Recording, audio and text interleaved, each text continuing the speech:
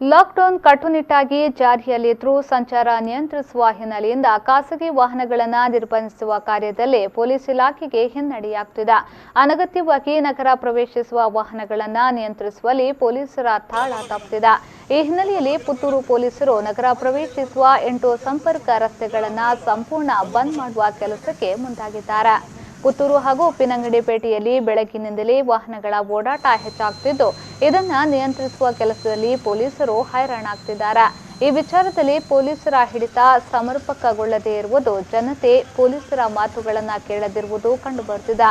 ಪುತ್ತೂರು ನಗರದಲ್ಲಿ ಹೇಗಾದರೂ ಮಾಡಿ ಖಾಸಗಿ ವಾಹನಗಳ ಸಂಚಾರವನ್ನು ತಹಬದಿಗೆ ತರಬೇಕು ಎಂದು ಪಣತೊಟ್ಟಿರುವ ಪೊಲೀಸರು ನಗರ ಪ್ರವೇಶಕ್ಕೆ ಕೇವಲ 4 ದಾರಿಗಳನ್ನು ಬಿಟ್ಟು ಉಳಿದ ಎಲ್ಲ ಸಂಪರ್ಕ ರಸ್ತೆಗಳಿಗೆ ಬ್ಯಾರಿಕೇಡ್ ಅಳವಡಿಸಿ ಎಲ್ಲ ವಾಹನಗಳನ್ನು ತಡೆಯುವ ಕೆಲಸ ನಡೆಸಿದ್ದಾರೆ.